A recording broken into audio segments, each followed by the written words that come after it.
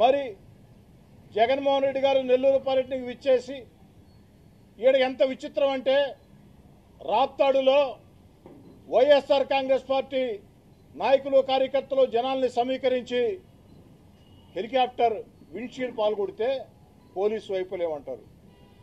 గుంటూరులో జగన్మోహన్ రెడ్డి గారి కారు దుర్మార్గంగా ఒక అమాయకుడి ప్రాణాలకి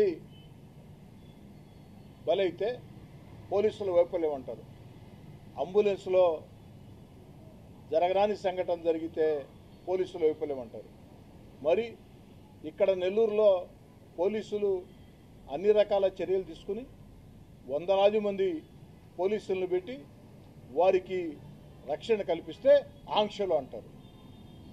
ఒక పక్క మీరే అంటారు పోలీసుల వైఫల్యమని, పోలీసుల సెక్యూరిటీ ఇవ్వకుంటే, మరో పక్క మీరే అంటారు పోలీసులు అడుగడుగున ఆంక్షలని. అన్నిటికీ మించి దుర్మార్గం ఏమిటంటే ఈరోజు జగన్మోహన్ రెడ్డి గారు మాట్లాడుతూ చంద్రబాబు నాయుడు నువ్వు బావిలో దూకాలా అన్నాడు. సాధారణంగా ఎవరిని కూడా నేను ఏకవచనంతో మాట్లాడటం ఇష్టం లేదు, నా రాజకీయ జీవితంలో ఎప్పుడూ లేదు. కానీ మా నాయకుడు చంద్రబాబు నాయుడు గారిని జగన్మోహన్ రెడ్డి గారు బావిలో దూకమన్నారు కాబట్టి నేను కాస్త ఘాటుగా చెప్పదలుచుకున్నాను. జగన్ రెడ్డి బావిలో దూకాల్సింది చంద్రబాబు నాయుడు గారు కాదు, బావిలో దూకాల్సింది జగన్ రెడ్డి నువ్వే. జగన్ రెడ్డి బావిలో దూకాల్సింది నువ్వే. ఎందుకంటే రాష్ట్రాన్ని నీ హయాంలో దివాలా తీసిన, ప్రపంచ స్థాయిలో ఆంధ్రప్రదేశ్ ఒక భ్రష్టు పట్టించిన ఈరోజు చంద్రబాబు నాయుడు గారు ఆ వయసులో కూడా అహోరాత్రులు కష్టపడుతుంటే ఆత్మ పరిశీలన చేసుకొని ఆత్మ న్యూనతాభావంతో జగన్ రెడ్డి నువ్వు దూకాల బావిలో, జగన్ రెడ్డి నువ్వు దూకాల బావిలో మాట్లాడితే అడ్డంకులు అడ్డంకులు అడ్డంకులు అంటారు. ఇవి కాదయా అడ్డంకులు అంటే. గత వైఎస్ఆర్ కాంగ్రెస్ పార్టీ ప్రభుత్వంలో లోకేష్ గారు పాదయాత్ర చేస్తుంటే అడుగడుగున అడ్డం పడ్డారు, మైకులు లాగేసుకున్నారు, లోకేష్ గారి స్టేజీలు ధ్వంసం చేశారు. ఆఖరికి లోకేష్ గారు నడి రోడ్లో మైకులు లేకున్నా స్టూలు వేసుకుని ప్రజలను ఉద్దేశించి మాట్లాడుతుంటే ఆ రోజు అధికార మదంతో జగన్మోహన్ రెడ్డి గారు ఆ స్టూలు కూడా లాగేశారు. అక్కడ తాగావా? లోకేష్ గారి పాదయాత్రకి కనీస భద్రత ఇచ్చావా? తెలుగుదేశం పార్టీ కార్యకర్తలు, తెలుగుదేశం పార్టీ వాలంటీర్లే దాన్ని సమన్వయం చేసుకున్నారు. ఆఖరికి నీ పోలీసులు పెట్టి ఏం చేయించావు? ట్రాఫిక్ ఇష్టారాజ్యంగా నడిపించావు. అయ్యా జగన్ రెడ్డి, అంతేకాదు ఆ రోజు లోకేష్ గారి వ్యక్తిగత సిబ్బంది మీద దుర్మార్గంగా హత్యాయత్నం కేసులు పెట్టి జైళ్లలో పెట్టించావు. అనేక మంది ప్రజా పోరాటాల గీతుల్లోకి వస్తుంటే హౌస్ అరెస్టులు చేశావు.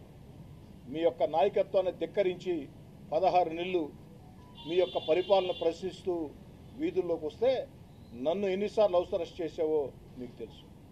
ఈరోజు గగ్గోలు పెడుతున్నావు నువ్వు. మేము నిజంగా వేధించాలనుకుంటే అధికారంలోకి వచ్చిన వెంటనే కేసులు బనాయించి ఉండేవాడు. కానీ చట్టం మీద మాకు నమ్మకం ఉంది, చట్ట ప్రకారం ఏదైనా జరగాల అన్న ఆకాంక్ష ఉంది. ఏమయ్యా జగన్ రెడ్డి గారు, ధూళిపాళ నరేంద్ర గారు శాసనసభ్యులు, సీనియర్ శాసనసభ్యులు, వారు కూడా అనేకసార్లు శాసనసభ్యులే. అచ్చెన్నాయుడు గారు సీనియర్ నాయకులు, ఆఖరికి చంద్రబాబు నాయుడు గారు, వీరందరి మీద ఎన్ని కేసులు పెట్టావు? కొల్లు రవీంద్ర గారి మీద దుర్మార్గంగా హత్య కేసు పెట్టలేదా? పత్రికా విలేకరుల మీద కేసులు పెట్టలేదా? రఘురామకృష్ణరాజు మీద దారుణంగా దాడులు చేయించలేదా? నా మీద కేసులు పెట్టలేదా?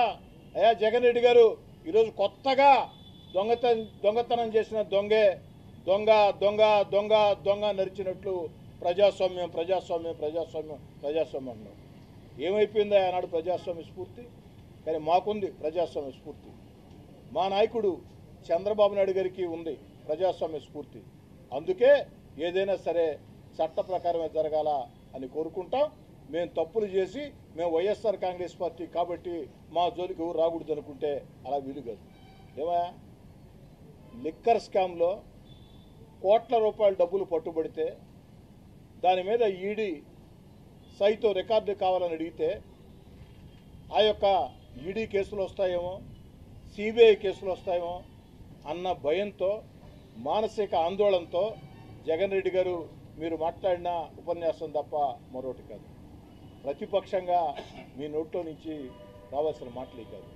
ఈరోజు మీరు చేసిన పని గవర్నమెంట్ హాస్పిటల్ గోడని ధ్వంసం చేశారు. ఒక హెడ్ కానిస్టేబుల్, ఒక సాధారణ కుటుంబీకుడైన ఒక హెడ్ కానిస్టేబుల్ చెయ్యి ఫ్రాక్చర్ అయ్యే విధంగా మీ వాళ్ళు దౌర్జన్యం చేశారు. పోలీసులు ఆంక్షలు ఉంటే నడి రోడ్డు మీద మీ మాజీ మంత్రి ధర్నా చేశారు. మరి ఇవన్నీ మీకు కనపడలేదని అడుగుతుంది. కేవలం ఈడీ వస్తుంది, సిబిఐ వస్తుంది, ఆ యొక్క మానసిక ఆందోళనతో మీరు మాట్లాడే మాటలు తప్ప మరో మాటలు కాదు. జగన్ రెడ్డి గారు మరో మాట అన్నారు. మీరు వేమిరెడ్డి ప్రభాకర్ రెడ్డి గారు నాకింత నీకింత అని దోచుకుంటున్నారని. ఏమయ్యా జగన్ రెడ్డి గారు, నోరెలా వచ్చిందయా నీకు? వేమిరెడ్డి ప్రభాకర్ రెడ్డి గారికి ప్రపంచంలో ఉండే ఆస్తులు ఎంత, సైదాపురం క్వాడ్జీ విలువ ఎంత, మరో 30 సంవత్సరాలకి వేమిరెడ్డి ప్రభాకర్ రెడ్డి గారికి చేతి నిండా ప్రపంచంలో ఉండే మైనింగ్ వ్యాపారాలు ఉన్నాయి. ఆఖరికి ఆ వ్యాపారాలు కొత్తగా వచ్చినాయి కాదు, మీ తాత వైఎస్ రాజశేఖర రెడ్డి గారికి మైన్లు ఇచ్చినోడు, మీ తాత వైఎస్ రాజారెడ్డి గారికి, మీ తాత వైఎస్ రాజారెడ్డి గారికి మైన్లు ఇచ్చినోడు వేమిరెడ్డి ప్రభాకర్ రెడ్డి గారు.